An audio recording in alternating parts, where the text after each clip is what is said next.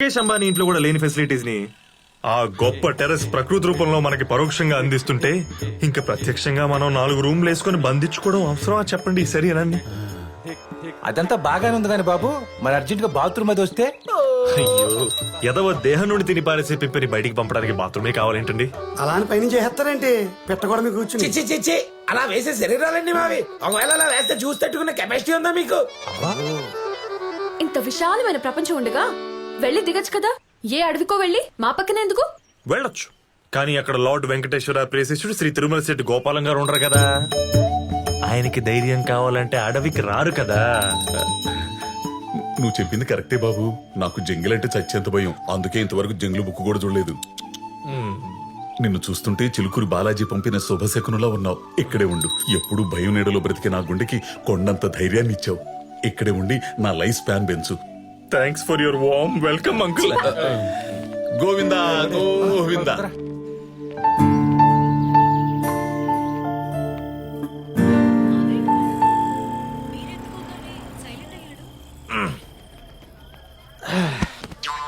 భయ్యా కొంచెం లోపల పెడతా, వస్తా. యో రాగానే పని చెప్తున్నావు. ఎవడరా నువ్వా? గోపాలం బామర్దిని ఫ్రమ్ నెల్లూరు కొత్త కాలువ. చూసారా అవకాశం నెల్లూరు నుంచి వచ్చి ఎలా పెరుగుతుందో. మరే పదరేదే పనుంది కొంచెం ఇదే. బస్తా. ఓకే బావకు తగ్గ బామ్మద్దురా. వెళ్ళి ఒక 20 దోశలు తిని పడుకో. ఏంటే నువ్వు కూడాను కొంచెం మెల్లగా. నానా నానా ఏమైంది నానా? ఏంటి మావయ్య వస్తూనే నాన్న నాలా భయపెట్టేశా? ఆ, నాకేం తెలుసు సర్పేష్ షాకులకు కూడా మెడవాల్చే స్టేజ్ లో ఉన్నాడని. అంకుల్ అంకుల్ చూడండి, నేను మీ ధైర్యాన్ని. ఆహా, నువ్వు ధైర్యం అయితే మేము భయపెట్టేవాళ్ళమా? అయినా నువ్వు ఎందుకు వచ్చావు లోపలికి? ఆ, నేనే రమ్మన్నా తాటికెళ్ళి బస్సు ఎత్తడానికి. గురుగారు, ఇక్కడ అజయ్ ఘోష్ అన్న హార్ట్ పేషెంట్ నెల్లూరు నుంచి వచ్చిన వాళ్ళ బామ్మర్ది పెట్టిన భయానికి కూలిపోయాడంట. మీకు గాని తెలిసేంటే. నేనేరా బుక్కా ఫకీర్. బొక్క రేయ్, నీ అంబులెన్స్ సౌండ్ ని బాగున్నోండి భయపడి పడిపోతున్నాను, పడిపోయినోండి భయపడి లెగుతున్నాను. నాకు అర్థం కావట్లేదురా. అలాగే అలాగే కోప్పడుకో. త్వరలో కలుద్దాం. బాయ్. అంకుల్ మీరిప్పుడు ఓకేనా? అదేంటోనయ్యా, నీ చెయ్యి పడగానే గాలిగుట్టిన చూపులో ఫిట్ అయిపోతుంది గుండె. అది మీ గుండె కాదు అంకుల్, ఏ గుండెనా అంతే. నా చేసి స్పర్శ లాంటిది, బాగా పాజిటివ్. ఈ చేత్తో ఎవరైనా హీల్ చేశాను అనుకోండి, టక్కన లేచి కూర్చుంటారు. ఇది తొందరగా యాక్సెప్ట్ చేసి చేయందుకుంటే అందరం హ్యాపీగానే ఉంటాం. ఇలాంటి కబుర్లు పేషెంట్స్ కి చెప్తే నమ్ముతారు, మాలాంటి వాళ్ళకి చెప్తే కుమ్ముతారు. ఒరే ఒరే బేతపుడి తాడి, ఇప్పుడే గదరా భయపెట్టావు. ఆ, అంటే ఎంత డోసు వరకు తట్టుకుంటావని ట్రైల్ వేసా. ట్రైల్ వేయడానికి నేను గ్రౌండ్ లో ఆడే క్రికెటర్ కాదురా, గ్యాలరీలో కూర్చున్న హార్ట్ పేషెంట్ ని. కొంచెం ఆచితూచి పనికి మాలోడని. అంకుల్ ఇలాంటి నెల్లూరు నుంచి వచ్చే భయాలు తట్టుకునేలా, ఏ సిక్నెస్ లేకుండా ఉండేలా మిమ్మల్ని సూపర్ ఫిట్ గా నేను తయారు చేస్తాను. అంకుల్ మీరు రేపు పొద్దున మీ కాలనీ ఫ్రెండ్స్ అందరిని తీసుకొని పార్క్ కూర్చోండి, చెప్తా. పార్క్ కా ఎందుకు? మీరు రండి అంకుల్, నేను చెప్తా. బాడీని బండెక్కిచ్చేస్తున్నారంట. ఆఖరి చూపు చూస్తానంటే చెప్పు, శవాన్ని కిటికీ దగ్గర తెప్పిస్తా. నానా నానా తలుపు తీయండి, టాబ్లెట్ వేసుకోండి ముందు. ఏమండి?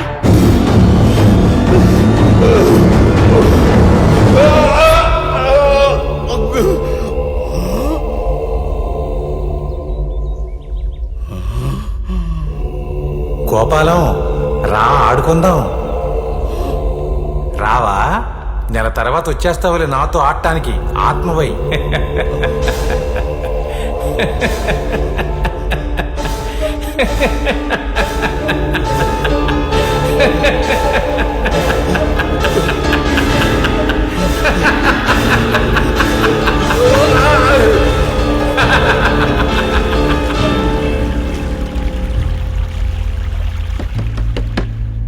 బావా బావా, బాడీని బండెక్కిచ్చేస్తున్నారంట. ఆఖరి చూపు చూస్తానంటే చెప్పు, శవాన్ని కిటికీ దగ్గర తెప్పిస్తా. నానా నానా తలుపు తీయండి, టాబ్లెట్ వేసుకోండి ముందు. ఏమండి? మీరు అలా భయపడుతుంటే మాకు భయం వేస్తుందండి. పోనీ మనం ఈ ఊర్లో ఉండకుండా మన ఊరికి వెళ్ళిపోదాం. బయటికి రండి. ఏమైందా నా కొడుక్కి? ఏంటండి ఇది? ఆయన అసలే భయపడుతుంటే మీ మాటలతో ఇంకా భయపడి చంపేస్తున్నారు. అరే ఇంట్లో ధైర్యం ఇవ్వాల్సిన ఫ్యామిలీనే పెరికోండి చేసి భయపెడుతుంటే ఆయన దాక్కోకుండా ఉంటాడా? వీడేమో వచ్చి సేవ అంటాడు, ఒకళ్ళు వచ్చి టాబ్లెట్ ఇస్తారు, ఇంకొకళ్ళు అయితే ఊరికి పారిపోతా ఉంటారు. ఏంటండి ఇది? చూడండి, మీరు భయానికి భయపడి ఎంత దూరం పారిపోతే అది మీకు అంత దగ్గర అవుతుంది, ఆయన మీకు అంత దూరం అవుతారు. అంకుల్ మీకేం కాదు, ఏమన్నా అయితే నేను హాస్పిటల్ తీసుకెళ్తాను, మీరు బయటికి రండి.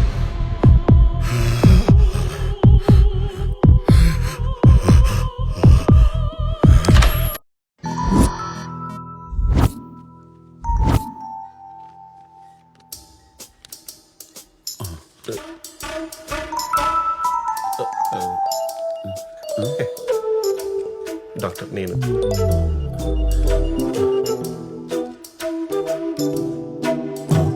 కొట్టుకోవట్లేదండి.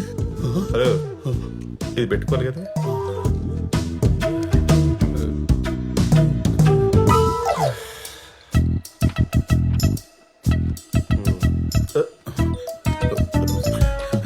యావయ్యో యావయ్యో బీపీదయ్యా, ఎక్కడ పడితే అక్కడ కట్టుకునేది కాదు.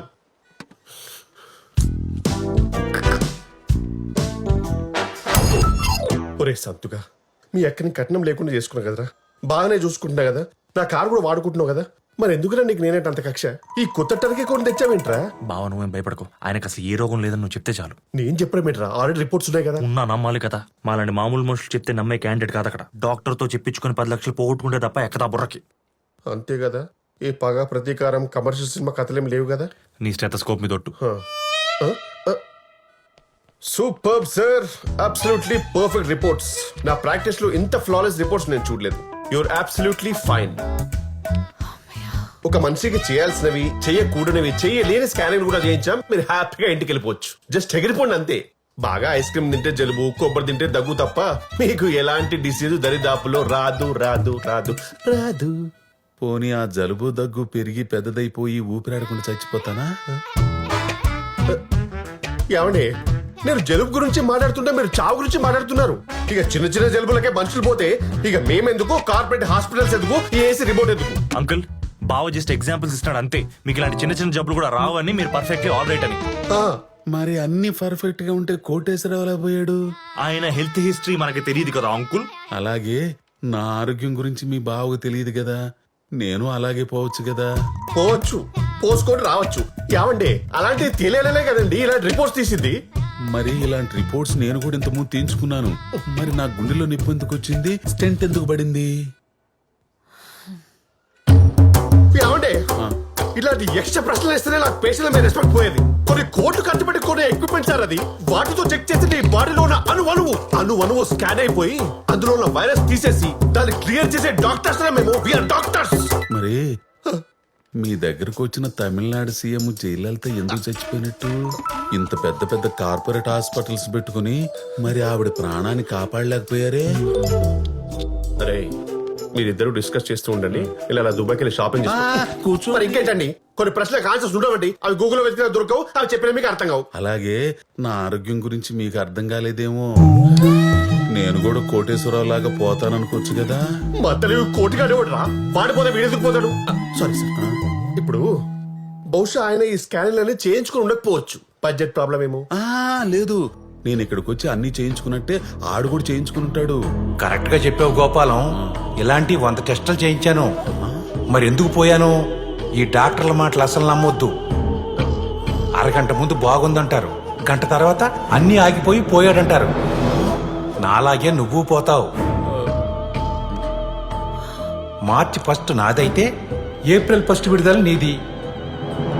ఏంటన్నా, ఏంటి మీలో మీరే ఎక్కడున్నారు? లేదమ్మా, కోటేశ్వరరావు వచ్చాడు.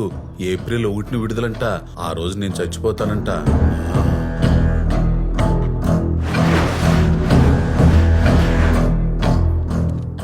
ముందు నుంచి నేను చెప్తున్నట్టు జరుగుతుంది చూసారా? కోటిగాని ఇన్సూరెన్స్ కట్టరా, పాలసీ తీసుకోరా అని 100 సార్లు అడిగాను. ఇప్పుడు ఏమైంది? బంగారం లాంటి ఆడు సావు ₹1 లేకుండా ఏ స్టెప్ అయింది. సార్ మీరు మాత్రం ఆడు చేసిన తప్పు చేయకండి సార్. నేను చేయనివ్వను. మీకోసం ఇన్సూరెన్స్ పేపర్లు తీసుకొచ్చాను, అర్జెంట్గా కట్టండి. లేదు కట్టనంటారా? ఏమో, తెల్లారితే సావొస్తే రావచ్చు కాదండి, వచ్చేసింది. ఏం చేస్తారు? ఆ కోటిగాడి ఫ్యామిలీకి మీ ఫ్యామిలీ కూడా రోడ్డు పడుతుంది. మరి అప్పుడేం చేస్తారు? అంటే ఏంటని మీ ఉద్దేశం? నేను ఖచ్చితంగా కోటి చెప్పినట్టే చచ్చిపోతానా?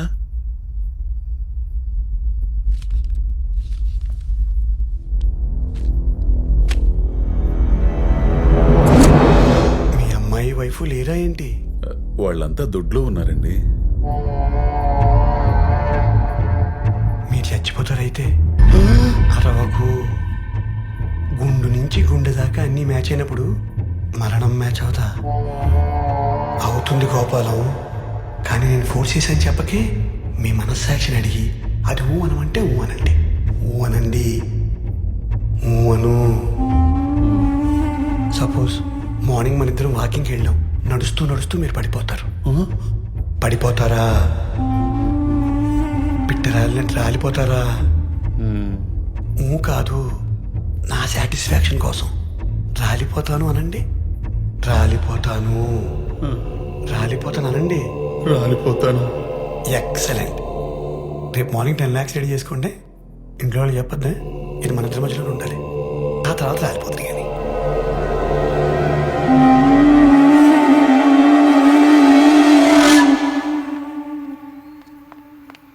సంతు సంతు మళ్ళీ ఏమైందో. సంతు సంతు మా నాన్న కనపడటం లేదు.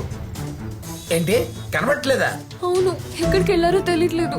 ఓక నింపిన లారీ లాంటి మనిషి ఎక్కడికి వెళ్ళిపోతాడు? అది నువ్వే చెప్పాలి మరి. అదేంటి, నాకు మీ ఇంటి దగ్గర ఉండే కదా మూర్తి గారు ఫోన్ చేసింది. ఆడి దగ్గరికి వెళ్ళాడేమో. లేదు, ఆయనతో కూర్చున్నాకే కనపడటం లేదు. మేము లేకుండా చూసి నాన్నని భయపెట్టి ఉండొచ్చేమో అని అంటుంది మా అమ్మ. ఇంతకీ ఎవరి దగ్గరికి వెళ్ళి ఉంటాడని నీ గెస్సు? డాక్టర్ బాబు, డాక్టర్ ఆగండి, డాక్టర్ బాబు, డాక్టర్.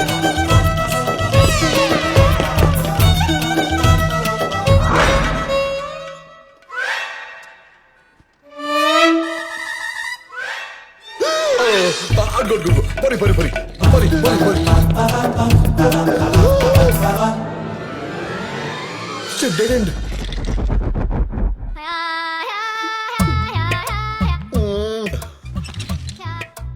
డాక్టర్ బాబు, డాక్టర్ బాబు వంటలకి ఏంటయ్యా?